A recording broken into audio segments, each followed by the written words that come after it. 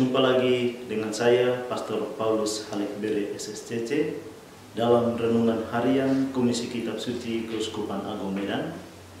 Renungan Harian Rabu 23 Mei 2024, Hari Biasa Pekan ke-7. Renungan diambil dari Injil Markus, bab 9, ayat 41 sampai dengan 50. Sesungguhnya aku berkata kepadamu, siapa saja yang memberi kamu minum secangkir air, oleh karena kamu adalah pengikut Kristus, ia tidak akan kehilangan upahnya. Siapa saja yang menyebabkan salah satu dari anak kecil di antara mereka yang percaya kepadaku ini berbuat dosa, lebih baik baginya jika sebuah batu giling diikatkan pada lehernya, lalu ia dibuang ke dalam laut. Jika tanganmu menyebabkan engkau berbuat dosa, berpenggallah. Lebih baik engkau masuk ke dalam hidup dengan tangan buntung daripada dengan kedua tangan utuh pergi ke dalam neraka, ke dalam api yang tak terpadamkan. Di tempat itu ulat-ulatnya tidak mati dan api tidak terpadamkan. Jika kakimu menyebabkan engkau berbuat dosa, penggallah. Lebih baik engkau masuk ke dalam hidup dengan timpang daripada dengan kedua kaki utuh dicampakkan ke dalam neraka.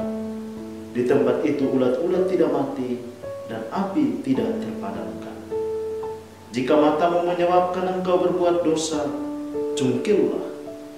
Lebih baik engkau masuk ke dalam kerajaan Allah dengan satu mata daripada dengan dua mata dicampakkan ke dalam neraka, di mana ulat-ulatnya tidak mati dan api tidak terpadamkan. Karena setiap orang akan digarami dengan api.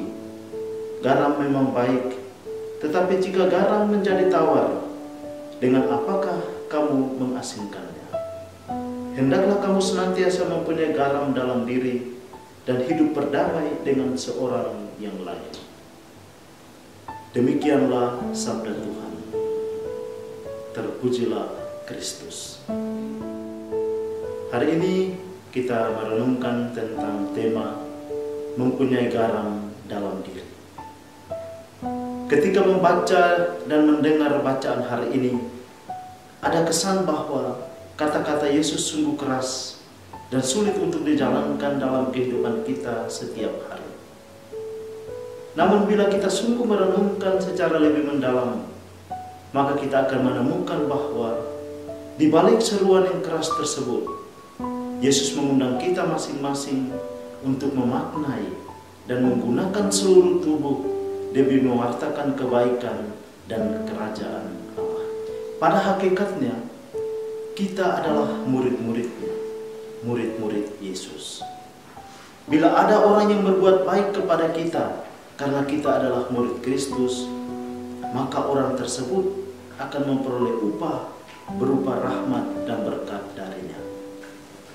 Lalu apa yang sepatutnya kita lakukan setelah kita memperoleh bantuan atau berkat Tuhan dari sesama? Dalam kehidupan setiap hari, tanpa kita sadari, kita telah menggunakan identitas diri, menyalahgunakan identitas diri sebagai pengikut Kristus. Contohnya, bisa saja kita menggunakan jabatan dalam gereja sebagai kesempatan untuk mencari keuntungan diri, baik secara materi maupun rohani.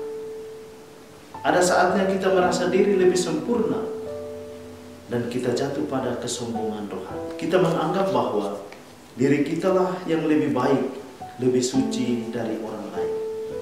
Seolah kebenaran rohani hanya ada pada diri kita, dan akibatnya kita kurang terbuka serta rendah hati menemukan dan menerima nilai-nilai kebaikan yang ada dalam diri sesama.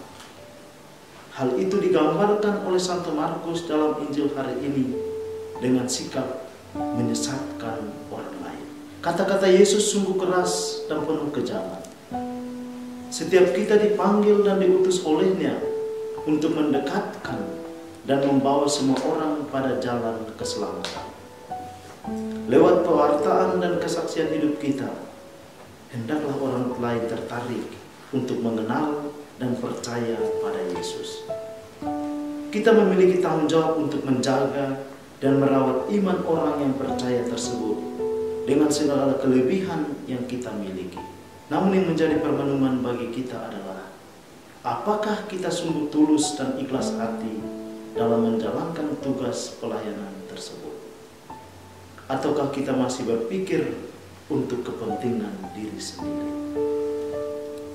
Misalkan saja, bila kita diminta untuk mendampingi pelajaran Bina Iman Anak, para calon baptis, komuni, atau krisma, apakah kita sungguh menggunakan kesempatan dan kepercayaan itu untuk murni-murni pelayanan?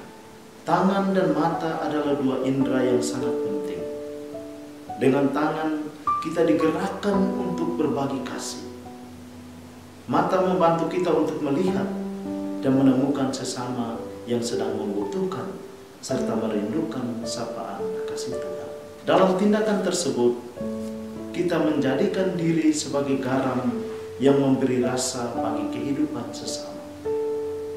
Kita diundang untuk masuk dan melebur dalam hidup sesama tanpa memamerkan serta menyombongkan diri. Garam memberi rasa pada makanan, terasa enak dan lezat tanpa kelihatan bentuknya. Semoga hari demi hari kita pun mampu memberi diri sebagai garam dan menjadi berkat bagi hidup sesama. Semoga Tuhan memberkati kita semua.